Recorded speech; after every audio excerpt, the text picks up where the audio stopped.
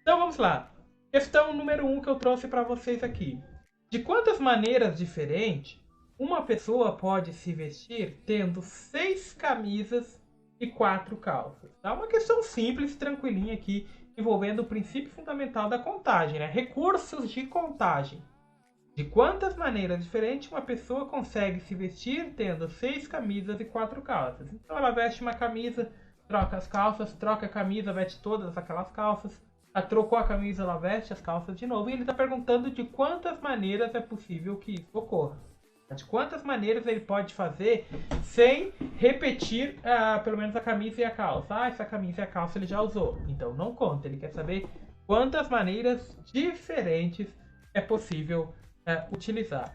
Para isso a gente vai utilizar o princípio fundamental da contagem. Tá? O que o princípio fundamental da contagem nos diz? O resumo dele ficou uns 2 slides mais para trás, tá? A gente vai ver uma situação aqui, depois a gente conclui o que ele diz de fato. Para entendermos o princípio fundamental da contagem, a gente vai analisar a seguinte situação, tá? Um restaurante possui 3 tipos de prato quente, 2 tipos de salada, 2 tipos de sobremesa. De quantas maneiras diferentes é possível se servir com um prato quente, uma salada e uma sobremesa? Aqui a gente vai utilizar agora o princípio fundamental da contagem, tá? O que ele está dizendo? Um restaurante possui 3 tipos de prato quente. Então eu vou chamar... Opa. Vou pegar a caneta aqui. Vamos ter aqui o prato quente 1, o prato quente 2 e o prato quente 3. Então para a gente ter essa noção. Ele tem 2 tipos de saladas. Então eu vou pôr aqui a salada 1. A salada 2, que são os 2 tipos de salada, e 2 tipos de sobremesa. Então ele tem a sobremesa 1 e a sobremesa 2. Esses 2 tipos de prato. Então ele tem os 3 pratos quentes, as 2 saladas e as 2 sobremesas. Ele quer saber de quantas maneiras é possível se servir utilizando um prato quente, uma salada e uma sobremesa. Então vamos dizer aqui nessa primeira situação que ele pegou o prato quente 1. Mas não interessa aqui o que é. Ele pegou o prato quente 1. O que ele tem como opção para salada? Ele pode pegar tanto a salada 1 quanto a salada 2. Correto? Pode pegar qualquer uma delas. Digamos que ele pegou a salada 1. Então mesmo pegando a salada 1, ele tem a sobremesa 1 e a sobremesa 2 para escolher, correto? Então aqui ele já formou 2 pares. Ele tem o prato quente 1. Como é que eu vou... Deixa eu apagar aqui, eu vou separar por vírgulas. Então ele tem o prato quente 1, ele tem a salada 1 e a sobremesa 1. Nessa outra situação, ele tem o prato quente 1, a salada 1, porém a sobremesa é a 2. Então vejam que aqui eu não tenho combinações repetidas. Mesmo o prato quente sendo o mesmo e a salada sendo o mesmo, mudou a sobremesa. Agora digamos que eu escolho o prato quente 1 e pegue a sobremesa, a salada 2. Né? Aqui é a salada 2. Então eu posso escolher ainda a sobremesa 1 e a sobremesa 2. Correto? Porque aqui eu ainda não estou repetindo. Ó. Eu tenho o prato quente 1, que é o mesmo, porém agora a minha salada é o 2. A salada sendo 2, eu posso repetir a sobremesa 1, porque eu já troquei a salada. Eu não tenho uma combinação diferente. Então aqui na segunda ocasião eu tenho um prato quente 1, a salada 2 e a sobremesa 2. Então vejam que com o prato quente 1, eu consegui 4 combinações diferentes, tá? E isso vai ocorrer para o prato quente 2 e para o prato quente 3. Toda vez que eu troco um prato quente, eu consigo repetir todas essas combinações, tanto com a salada, tanto quanto com a sobremesa. Correto? Então, nesses casos, como que a gente vai utilizar esse tipo de cálculo, né? Quais são as maneiras que a gente pode calcular? A gente pode fazer esse diagrama de árvore, Só que vai vendo que vai se tornando um pouco cansativo, porque você vai fazendo muitas combinações. Aqui teria o prato quente 2, mais embaixo aqui teria o prato quente 3, que você teria todas essas combinações, né? Ou como você pode fazer? Como é que a gente faz na matemática, né? Na parte no cálculo da matemática, né?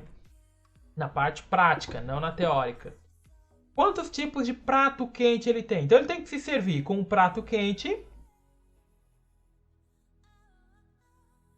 Ele tem que pegar uma salada e ele tem que pegar uma sobremesa, correto? Ele tem que se servir com esses três. Essa é a regra que ele está dando. Um prato quente, uma salada e uma sobremesa. E ele pergunta o seguinte, né? Ele diz o seguinte, que a gente tem 3 tipos de prato quente. Então, quantos pratos quentes eu posso escolher? Qualquer um dos 3. Então, eu posso escolher 3 tipos de prato quente. Quantas saladas eu tenho à disposição? 2 tipos de salada. Então, eu tenho 2 tipos de salada. E de sobremesa, eu também tenho 2 tipos de sobremesa. Então, se a gente realizar a multiplicação, o princípio multiplicativo, a gente consegue multiplicar e descobrir. Então, aqui a gente teria 3 vezes 2 é 6, vezes 2 são 12. Então, a gente tem 12 tipos diferentes de combinação. Tá? E se a gente fosse seguir, a gente viu que prato quente 1 a gente tem 4. O prato quente 2 teria mais 4. O prato quente 3 a gente teria mais 4. Então 3 vezes 4 daria as mesmas 12 combinações. Isso é o princípio fundamental da contagem, ou o princípio multiplicativo. Então, de acordo com o princípio fundamental da contagem, se um evento é composto por 2 ou mais etapas sucessivas e independentes, aqui tem uma parte importante, tá? Independentes, tá? Ou seja, a gente escolhe a salada independentemente do prato quente que a gente escolheu, tá? Não vai, eu peguei um prato quente, eu tenho que escolher esse tipo de salada. Ele não especificou, tá? Então, eu peguei um prato quente, eu posso escolher qualquer outro tipo de salada. Independentes, tá? São eventos sucessíveis e independentes. Sucessíveis porque é um depois do outro. Eu pego um prato quente, depois eu pego uma salada, depois eu pego uma sobremesa. Tá? E não é, eu peguei o prato quente 1, eu sou obrigado a pegar a salada 2 ou 3. Não, são independentes. Então eu peguei o prato quente 1, agora para salada eu tenho 2 tipos, eu posso escolher qualquer um dos 2 tipos. São independentes. Então, de acordo com o princípio fundamental da contagem, se um evento é composto por 2 ou mais etapas sucessivas e independentes, o número de combinações será determinado pelo produto entre as possibilidades de cada conjunto. Pelo produto entre as possibilidades de cada conjunto. Então, a gente tem essa situação. Pelo produto entre as possibilidades de cada conjunto. Voltando para a questão, então, de quantas maneiras diferentes uma pessoa pode se vestir usando 6 camisas e 4 calças. Então, quantas camisas, né? Ele tem que vestir uma camisa e uma calça, correto? Ele tem que estar com uma dessas duas. Ele tem que estar com as duas, no caso, né? Uma camisa e uma calça. Quantas camisas ele tem à disposição? Ele tem 6 camisas. Quantas calças ele tem à disposição? 4 calças. Então, 6 vezes 4 são 24 possibilidades. Então, a gente tem aqui a letra B como 24 maneiras diferentes de se vestir. Isso pelo princípio fundamental da contagem. O próximo exemplo ainda reforça essa situação, né? De quantas maneiras diferentes pode se vestir uma pessoa que tenha 5 camisas, 3 calças, 2 pares de meia e 2 pares de sapato? Então aqui ele vai se vestir. Ele vai ter que colocar uma camisa, uma calça, uma meia e um sapato. Ele vai ter que estar vestido dessa ordem. Então quantas camisas ele tem à disposição? Ele tem 5 camisas à disposição. Quantas calças? 3. Quantos pares de meias? 2. Quantos pares de sapatos? 2. 5 vezes 3, 15 vezes 2, 30 vezes 2, 60. Então aqui ele teriam 60 maneiras diferentes de se vestir.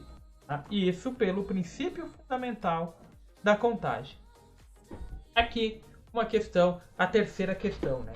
De quantas maneiras uma família de 5 pessoas pode se sentar em um banco com 5 lugares para tirar uma foto?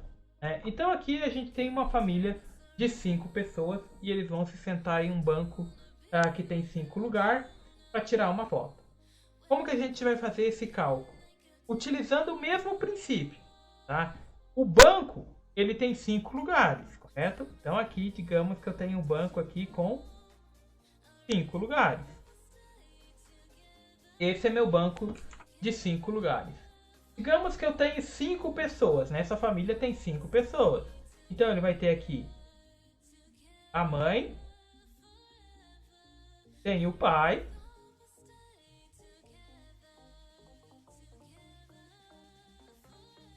vou fazer a barba aqui. Ele tem um filho, vou fazer um bonezinho aqui. Ele tem uma filha. E digamos aqui que tenha o avô. Aqui tem o avô. Só para a gente especificar aqui essa situação. Então tem os 5 familiares. Digamos que vai sentar um primeiro. Tá? Um familiar vai ocupar aqui a primeira posição do banco. Quantos deles podem sentar nessa posição? Qualquer um dos 5. Aqui não me deu regra de ordem que eles devem se sentar. Não disse a ordem que eles devem se sentar. Então eu posso escolher qualquer um dos 5 para sentar aqui. Então digamos aqui que sentou a mãe. Tá? Então quantas opções eu tenho para sentar aqui? Pode sentar qualquer um desses 5. Então eu tenho 5 opções para esse primeiro local. Correto? Qualquer um dos 5 pode sentar ali. Agora sendo que um deles sentou aqui. Tá? Digamos que tenha sido a mãe. Pagar aqui a mãe, porque a mãe está sentada lá no primeiro banco. Quantas opções eu vou ter para sentar no segundo local? Qualquer um dos 4, tá? Qualquer um dos 4 pode se sentar nessa posição. Então eu tenho 4 possibilidades para essa posição. Digamos que sentou a filha sentou ali. Agora para a terceira posição, quantos deles podem sentar? Qualquer um dos 3. Eu tenho 3 deles ali disponíveis para sentar. Então qualquer um dos 3 ali disponíveis para sentar na posição 3 do banco. Então digamos que sentou o pai. Agora a gente tem 2 aqui e temos 2 locais, né? Quantos deles podem sentar nessa segunda posição? Pode sentar o filho ou o avô. Então digamos aqui que temos 2 opções. Vamos supor aqui que tenha sobrado sentado ali o avô e agora sobrou o filho. Quantos tem disponíveis para sentar nessa última posição? Apenas um, que é o filho. Nesse caso aqui, opa, cadê a borracha? É o filho aqui. Nesse tipo de situação, onde a gente tem 5 pessoas e essas 5 pessoas vão ocupar esses mesmos lugares, ou seja, eles podem trocar de posição, porém todos os elementos estarão participando, tá? Eu tenho todos os familiares, né, todos os componentes dessa família participando ao mesmo tempo, tá? Eles podem trocar de ordem, eles podem permutar, eles podem trocar de ordem, aqui eles podem trocar conforme eles querem, tá? Conforme a necessidade. Isso se chama permutação, tá? Nesse caso aqui a gente tem uma permutação. O mesmo serve quando a gente quer, por exemplo, a palavra amor. Quantas vezes eu consigo trocar essas letras de ordem sem repetir? Então eu tenho 4 letras.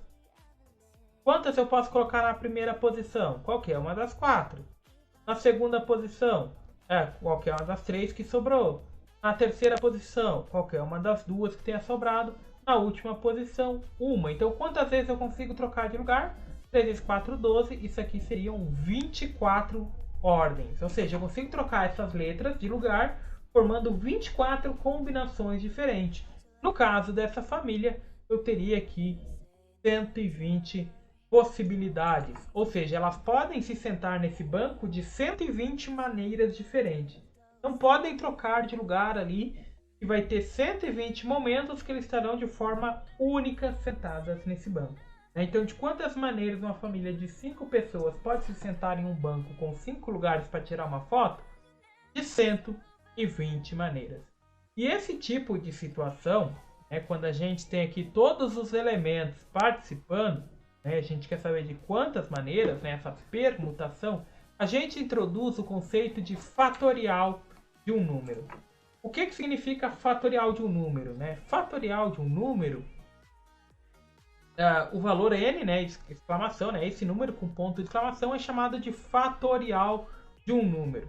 Tá? O número de permutações que esse elemento consegue fazer de lugar. O que é o fatorial de um número? O que significa dizer que eu tenho, por exemplo, 3 pontos de exclamação?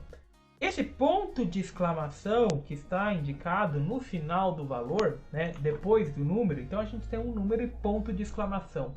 Esse ponto de exclamação é a indicação que a gente está trabalhando com o fatorial desse número.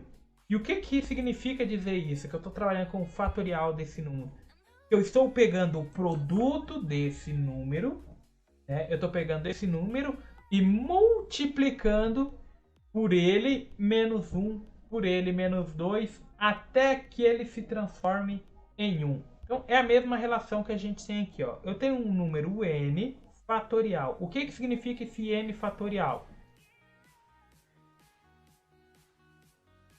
O que significa esse n fatorial? Eu estou pegando esse n, esse valor n, estou multiplicando por ele menos 1, ele menos 2, ele menos 3, sucessivamente, até que esse número se torne 1.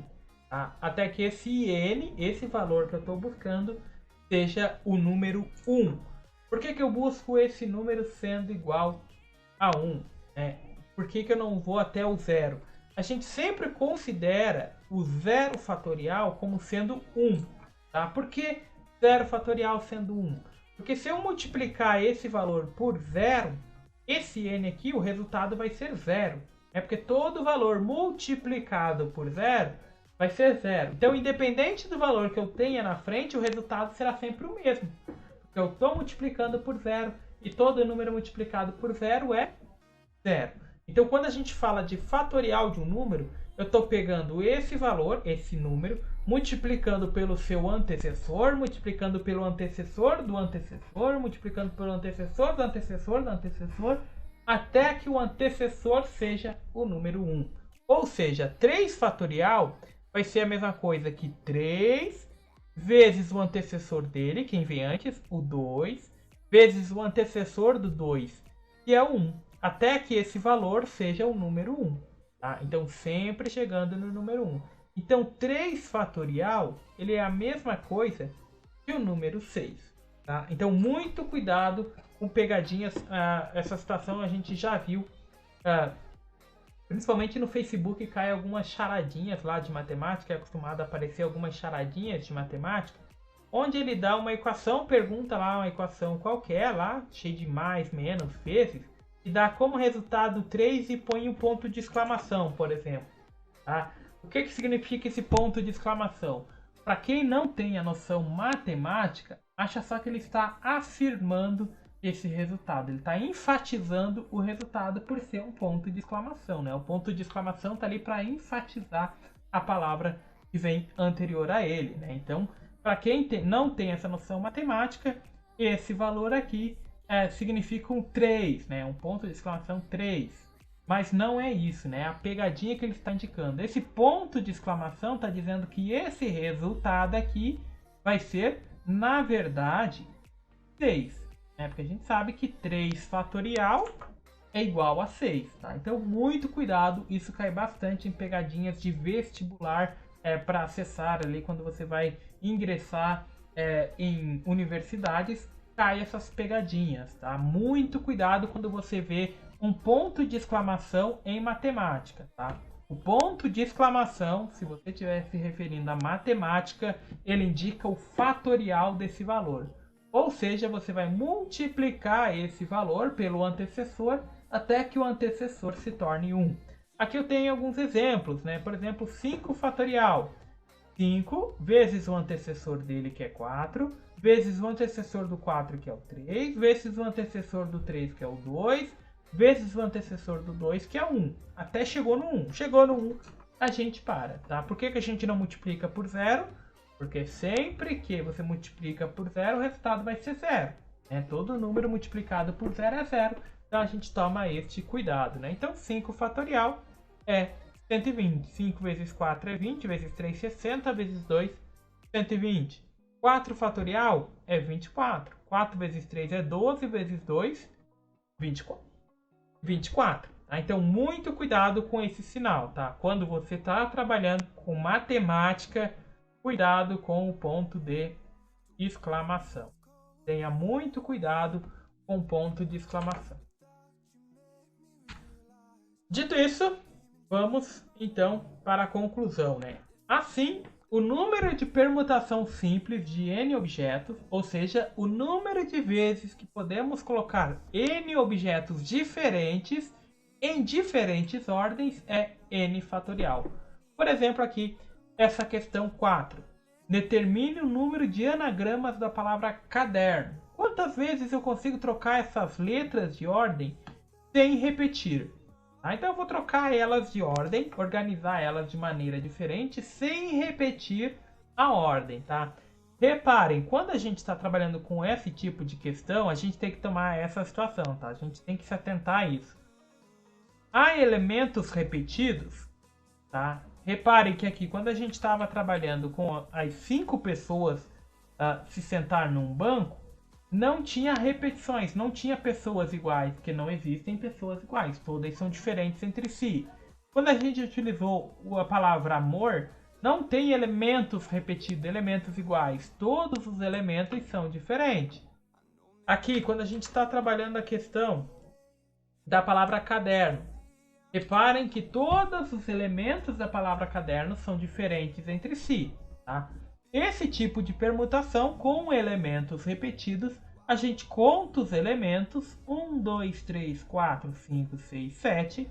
Então o resultado disso é 7 fatorial. Tá? Eles são 7 elementos. Quantas vezes eu consigo trocar eles de ordem? Eu consigo trocar eles o número de elementos que ele tem fatorial. Ele tem 7 elementos. Eu consigo trocar ele de ordem 7 fatorial. Isso vai ser igual a 5.000.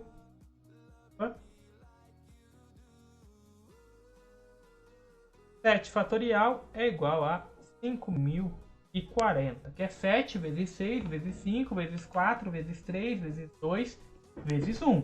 Isso vai dar 5.040. Ou seja, de quantas vezes eu consigo trocar essas letras de lugares? 5.040 vezes. Outra situação.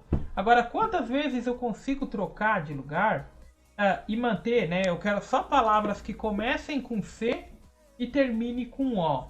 Dentro dessas 5.040 que eu vi que tinha ali, né? Que a gente calculou que tinha o anagramas. Quantas delas começam com C e terminam com O? Nesse caso, começam com C e terminam com O, significa que a letra C e a letra O não podem sair dessa posição. Não há a permutação entre eles. Elas não podem trocar de lugar. Tá? Então, nesse caso que a gente teria aqui, ó, 1, 2, 3, 4, 5, 6, 7, que seriam as 7 letras. Eu sei que a letra C não pode sair de lugar. Então, para o primeiro local só pode ser a letra C. E só tem uma letra C, então só tem um elemento. E a última letra só pode ser a letra O. Né? Elas não podem trocar de lugar. Quantas sobraram? 1, 2, 3, 4, 5. Então aqui pode ter 5, 4, 3, 2, 1. Ou seja, nessas situações onde não há a permutação, elas não podem trocar de lugar, é a mesma coisa que essas letras não aparecessem, não existissem, porque elas não podem trocar de lugar. A posição delas é fictícia. Então eu vou ter 1, 2, 3, 4, 5. Então é fictícia não, são fixas. Tá? Fictícia é que não existe. Fixa é que não podem alterar o local. Então elas são fixas, né? Não podem alterar de lugar. Então eu tenho 5 elementos Então isso aqui vai ser 5 fatorial, que é igual a 120. Outra situação. Palavra caderno, em que as letras D e E apareçam juntas e nessa ordem. Tá? Então, juntas e nessa ordem. Elas não podem trocar de lugar entre si. Tá? Elas podem vir para a primeira, elas podem andar para lá, podem andar para cá, mas não pode inverter a ordem. O E não pode vir antes do D e depois do D tem que necessariamente vir o E. Nesse tipo de situação, o que a gente faz? A gente considera essa sílaba, né, essa sílaba, né, o KD, esse conjunto de letras, o D e o E, uma única letra. Tá? Junta as duas como uma única letra, porque elas não podem trocar de lugar. Não há essa permutação entre elas. Então elas podem trocar de lugar dentro da palavra caderno, mas entre as letras não podem alterar a ordem. Então elas não podem abrir espaço para entrar uma letra no meio, e aí também não pode passar na frente. Sempre depois do D vem o E, então a gente considera como ele sendo uma única letra. Então aqui a gente teria 1, 2, 3, 4, 5, 6. Então seriam 6 fatorial. O que é o 6 fatorial? 6 vezes 5 vezes 4 vezes 3 vezes 2 vezes 1, ou seja, 720 palavras. Daquelas 5.040 palavras que a gente identificou que podemos trocar de lugar, 720 palavras delas, daquelas 5.040, 720 delas, as letras D e E aparecem nessa ordem.